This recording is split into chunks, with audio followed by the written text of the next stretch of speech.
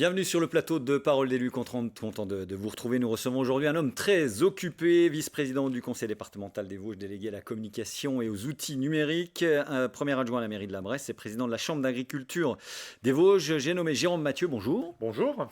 Merci d'avoir accepté notre invitation.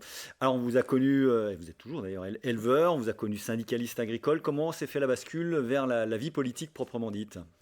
C'est dû de vouloir encore rentrer plus dans l'action et puis c'est dû à des rencontres que j'ai pu faire. Je veux dire, pour avoir travaillé avec des hommes comme Gérard Braun ou Daniel Gremillet, ça m'a montré que le syndicalisme, j'ai toujours un fond syndical bien entendu, mais en tout cas il faut aussi s'engager pour le territoire. Et pour s'engager pour le territoire, il faut s'engager dans les structures communales, intercommunales et au département pour faire avancer nos idées et pour faire avancer nos projets au niveau local. Alors Jérôme Mathieu, marqué à droite dès sa plus tendre enfance ou pas? Vous allez nous le dire. Vous êtes aujourd'hui encarté chez les Républicains, un parti qui se cherche un leader. Donc cet ancrage-là, c'est depuis toujours? Ah oui, oui, famille traditionnellement à droite.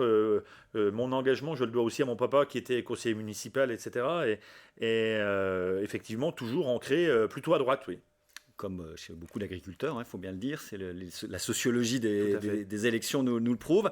Alors on va voir les trois candidats de votre parti, puisque votre parti se cherche un leader depuis que Christian Jacob a annoncé qu'il renonçait à sa succession. Premier tour 3-4 décembre, pour qui votre cœur penche? On va rappeler qui est qui. Éric Ciotti à gauche, Bruno Retailleau à droite, et au milieu le plus jeune Aurélien Pradier.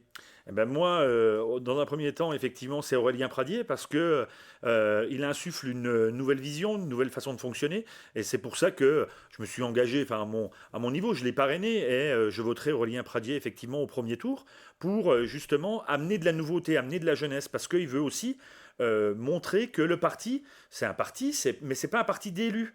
C'est aussi un parti qui doit se reposer sur les militants, qui doit se reposer sur les territoires. C'est ça aussi, parce qu'on ne fait pas un parti pour uniquement les élus qui sont en place. On fait un parti pour partager avec le plus grand nombre, pour partager avec la population et partager avec nos militants. Donc c'est pour ça que... Donc vous envoyez un message, vous savez a priori qu'il ne gagnera pas cette élection, même si on ne veut pas injurier l'avenir. En politique, c'est plus facile les commentaires que les pronostics. Donc, effectivement, on voit pas favori, on peut le dire. Voilà. Le favori, mais derrière, c'est aussi, il sera favori, mais il devra après composer avec tous les éléments de ce parti. Et Aurélien Pradier en fera partie, et d'autres aussi sur le territoire en feront partie.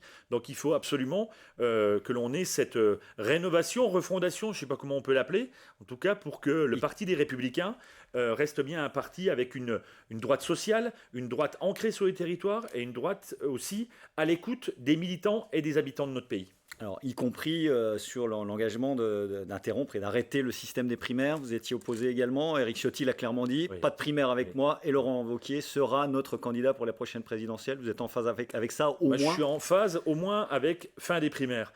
Pour le candidat à la présidentielle, il doit se dessiner, on doit le voir dans le parti, il doit se construire.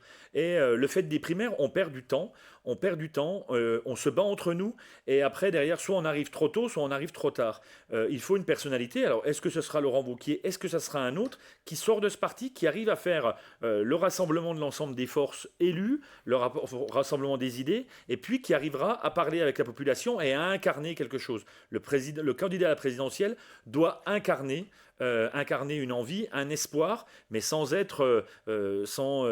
raconter de bêtises et en promettant tout et n'importe quoi. Il y a encore un petit peu de temps pour ça. Un mot comme nous le faisons toujours sur vos indemnités, on va les voir en tableau comme d'habitude. Elles s'élèvent à 1 700 € net en tant que vice-président du département, s'y ajoutent 1 100 € en tant que vice-président de la communauté de communes des Hauts-de-Vosges et 570 € en tant que premier adjoint de la ville de la Bresse. Un tout petit... C'est le contraire. C'est l'inverse. Pardon, mais c'est pas grave. Je me suis pris les pieds dedans. Oui. Un mot d'abord sur ces sommes, et puis quel est le poste, entre guillemets, qui vous prend le plus de temps, finalement?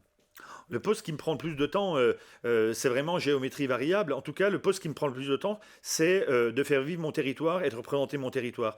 Et avec ces différents mandats, je peux vraiment incarner mon territoire. Et comme je l'ai toujours dit, ma passion, c'est les Vosges. Donc mon territoire, c'est les Vosges. Mais c'est aussi la communauté de communes, et c'est bien sûr la commune de la Bresse, parce que c'est important pour moi de représenter les habitants, et c'est bien à ça que sert un élu. Alors après, il y a les sommes, effectivement, qui sont jetées maintenant en pâture, comme ça. C'est légitime, non, c'est légitime. Que le citoyen sache un petit peu. C'est légitime. Après, c'est de donner les explications qui vont avec, et de donner le temps et l'investissement qu'on y fait par rapport à nos activités professionnelles et par rapport à nos vies personnelles. Mais on l'a choisi. Mais c'est ça l'avantage quand on est élu. Et n'importe qui peut devenir élu. C'est ça aussi notre démocratie, c'est que tout le monde peut se présenter à une élection. Si c'est des places si merveilleuses que ça, on devrait avoir beaucoup de candidats. Mais après, beaucoup de candidats qui veulent vraiment faire vivre et représenter le territoire et surtout qui sont présents, qui habitent sur ce territoire. C'est exactement l'objet et la philosophie de notre question, hein, puisqu'on me pose souvent la question, nous on ne jette pas en pâture, effectivement, on veut que les choses soient dites, c'est-à-dire qu'il y a un investissement horaire assez conséquent, et encore une fois c'est ouvert à tout le monde. Un mot rapide, là je vais m'adresser au vice-président de la communication du département sur ce qui est arrivé également au président François Vanson, ce contrôle en état prononcé d'alcoolémie qui va lui valoir un jugement correctionnel avant la fin de l'année, pour notamment mise en danger de la vie d'autrui.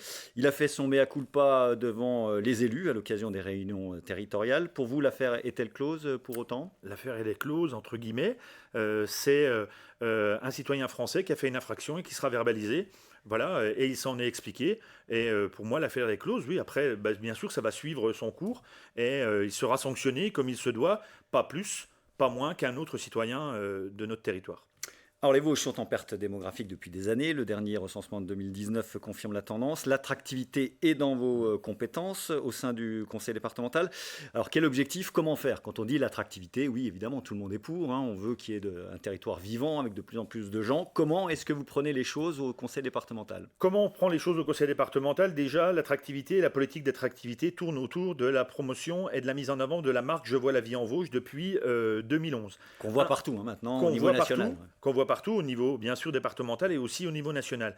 Nous, on veut vraiment que tout le monde se réfère derrière ça, les gens de l'extérieur du département, mais aussi que les Vosgiennes et les Vosgiens soient les premiers ambassadeurs de notre territoire. Et l'attractivité, c'est justement de montrer que on a des handicaps, bien entendu, comme tout territoire, mais on a surtout des atouts. Des atouts avec un territoire, avec un milieu naturel, avec un environnement de vie qui est très qualitatif. Donc d'expliquer ça, bien sûr, déjà aux Vosgiens pour qu'ils soient eux aussi très positifs avec nous, et puis aussi... En faire des ambassadeurs, clairement. En faire des ambassadeurs, et puis aller chercher des gens de l'extérieur. Parce que ce qu'il faut aujourd'hui, c'est qu'on puisse attirer, parce qu'on a des entreprises qui embauchent, et pas forcément que des cadres dirigeants, mais aussi des gens qui peuvent venir travailler. 4e département le plus industrialisé de France, on ne le sait pas toujours, mais c'est quand même, voilà. On présente souvent les Vosges comme un département rural, on est aussi un département très industriel. On a un département rural, effectivement, mais aussi très industriel, et on a des entreprises traditionnelles, mais aussi des entreprises de pointe qui cherchent de la main-d'œuvre. Et ce qu'on dit aux habitants, enfin ceux qui sont à l'extérieur, on en a beaucoup parlé pendant le Covid, les gens des grandes métropoles,